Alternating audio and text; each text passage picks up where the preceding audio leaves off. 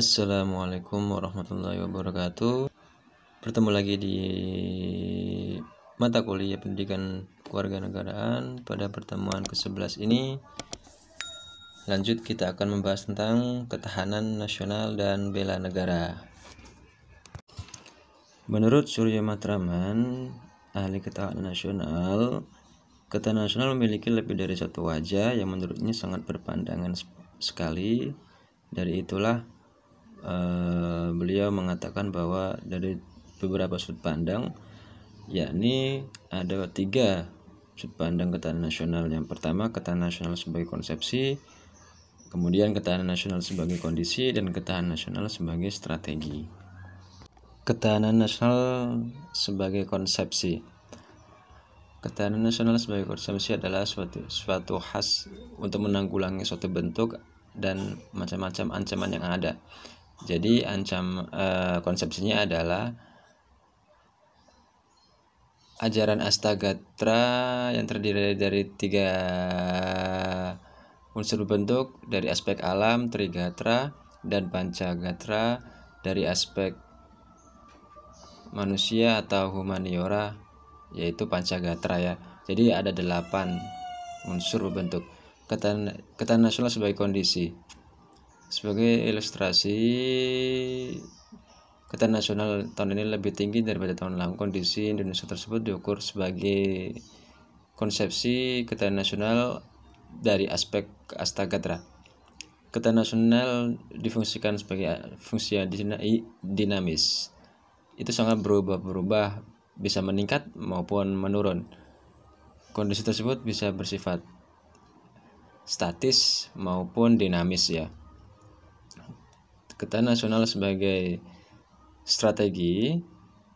Pengertian ketiga ini berkaitan tentang pernyataan bagaimana Indonesia selama ini bisa survive walaupun menghadapi banyak ancaman dan bahaya. Jawaban sederhananya adalah bagaimana bangsa Indonesia menggunakan strategi ketahanan nasional tersebut. Ketahanan nasional dipandang sebagai cara pendekatan dengan menggunakan ajaran Astagatra, yang berarti mengikut sertakan segala aspek alamiah dan sosial guna diperhitungkan dalam menanggulangi ancaman yang ada. Fungsi ketahanan nasional Indonesia. Ketahanan nasional dalam fungsinya sebagai doktrin dan secara nasional perlu dipahami untuk menjalin pola pikir, pola tindak, pola kerja maupun untuk menyatukan sifat Indonesia yang intrasektoral maupun multidisiplin. Konsep ini dilakukan supaya tidak ada cara berpikir terkotak-kotak sesuai dengan sektoral maupun suatu alasannya.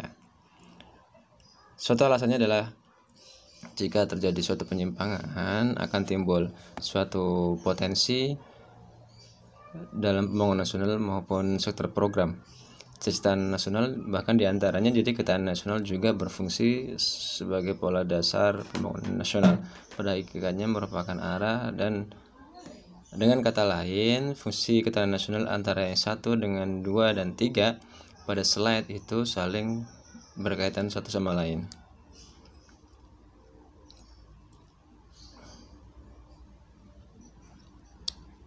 Asas-asas ketahanan nasional. Asas ketahanan nasional Indonesia adalah kode etik yang didasarkan oleh Pancasila, Undang-Undang Dasar 1945, dan persepsi nasional yang terdiri di antara lain yaitu kesejahteraan, kebutuhan dasar yang penting terhadap untuk manusia, baik kelompok maupun negara. Karena kesejahteraan keamanan menjadi prinsip sebagai kehidupan nasional. Pada dasarnya kesejahteraan menjadi titik fokus, namun tidak mengindahkan keamanan maupun yang lainnya. Semua itu akan diperlukan dalam keadaan apapun, karena mereka adalah diperlukan sebagai ketahanan nasional atau keamanan suatu bangsa, yaitu kemakmuran sebenarnya, yaitu memiliki lembaga-lembaga negara, atau maka digunakanlah diplomasi untuk mengisolasi keamanan, yaitu yaitu kekuatan ekonomi sebagai kebersamaan, layanan intelijen, angkatan ketahanan atau kemaritiman sangat baik, dan lain sebagainya. Kompetensi integral atau menyeluruh terpadu, sistem secara keseluruhan yaitu sistematis dalam perwujudan satu kesatuan dari aspek keseluruhannya harus seimbang dan berbangsa dan bernegara. Oleh karena itu, segi ketahanan nasional mencakup semua aspek keseluruhan, menyeluruh, komprehensif, integral maupun terpadu. Kemudian mawas ke dalam dan keluar. Mawas ke dalam adalah suatu sikap waspada atau berhati-hati dengan situasi negara yang tidak diinginkan dalam suatu negara maupun bangsa. Mawas ke dalam tujuannya untuk menjaga kondisi nasional dari aspek internal negara tersebut. Sedangkan mawas keluar berarti waspada atau berhati-hati dampak negatif yang ditimbulkan oleh dampak dari interaksi yang berasal dari lingkungan strategis luar negeri. Nah, introspektif luar bertujuan untuk mengantisipasi atau berpartisipasi dalam menghadapi dampak negatif dari lingkungan strategis luar negeri. Untuk menjamin kepentingan nasional, kehidupan nasional harus mampu mengembangkan keamanan nasional dalam rangka mengatasi dampak negatif. Untuk itu kita perlu kemampuan untuk membedakan antara tindakan yang memberikan dampak negatif maupun dampak positif. Kemudian asas kekeluargaan mengandung keadilan, kebijaksanaan, persatuan, toleransi, dan tanggung jawab dalam kehidupan bermasyarakat, bernegara maupun berbangsa, baik secara harmonis dalam kemitraan yang dijaga atas kemitraan yang tidak menjadi penghancuran satu sama lain, ya, harus saling kerjasama. Oke, kemudian lanjut ke sifat ketahanan nasional. Mandiri, untuk percaya dengan kepercayaan diri sendiri, keuletan tanpa mengundurkan diri untuk menjaga tes nasional itu sendiri. Mandiri juga memiliki sifat yang sangat dewasa dan bertanggung jawab setiap langkah yang dikerjakan. Kemudian dinamis, maksudnya adalah ketahanan nasional tidak tetap, tetapi dinamis atau tetap berubah-ubah sesuai dengan tingkatan, bisa jadi naik atau jadi turun tergantung situasi, kondisi bangsa maupun negara ataupun gagasan alami itu sendiri, bahwa segala sesuatu di dunia itu selalu berubah dan perubahan itu berubah pula. Kemudian wibawa, berhasilnya sistem keadaban nasional yang tangguh dan kuat, kompeten dan terus menerus dan berkesinambungan terus, yaitu dapat menjadi perhatian orang bahwa negara itu memang maju. Kemudian konsultasi dan kerjasama. Konsep ketahanan nasional tidak menempatkan konfrontasi dan sifat antagonis, tidak mengandalkan kekuasaan dan kekuatan fisik semata-mata untuk keuntungan mereka sendiri, tapi lebih ke sifat konsultatif dan saling menghormati kerjasama dan mengandalkan kekuatan kepribadian moral dan bangsa. Dimensi ketahanan nasional dalam kaitannya dengan Pancagatra. Setidaknya ada 5 yang termasuk dalam dimensi ketahanan nasional Pancagatra. Yang pertama adalah ketahanan sosial, ketahanan budaya, ketahanan politik, ketahanan ekonomi, dan ketahanan ideologi. Yang nanti akan lebih lanjut akan diuraikan bagian-bagiannya nih, mungkin minggu depan atau cukup waktunya, ya. Ketahanan nasional berlapis, apa maksudnya?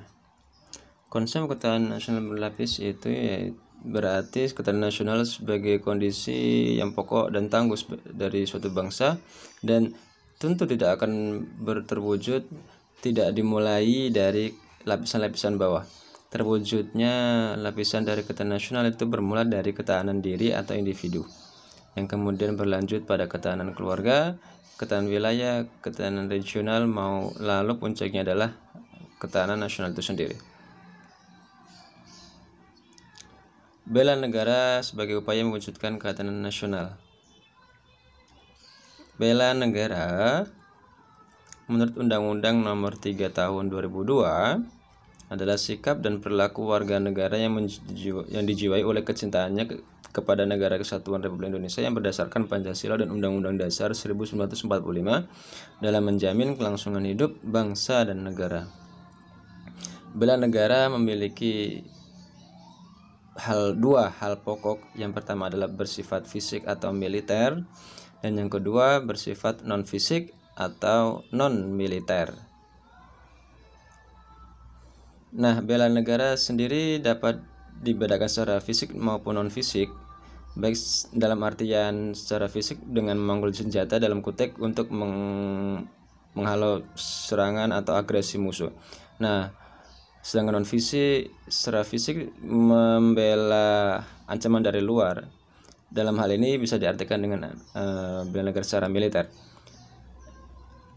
Secara non-fisik, baik secara non-fisik ya bisa saya artikan menaruh kecintaan kita kepada tanah air dan serta berperan aktif untuk memajukan bangsa dan negara, termasuk penanggulangan ancaman. Dan bela negara bisa diartikan secara non militer, itu bisa diartikan cukup cinta kita kepada negara Kesatuan Republik Indonesia. Cukup bagi kita untuk selalu belajar, giat, menggapai cita-cita yang kita inginkan. Itu sudah mengatasnamakan bahwa kita membela suatu negara dengan baik dan benar. Ya, cukup sampai di sini teman-teman. Semoga menjadi kepahaman yang sangat baik dan maksimal. Kurang lebihnya mohon maaf. Tetap semangat. Perkuliahan tinggal menghitung minggu lagi. Wassalamualaikum warahmatullahi wabarakatuh.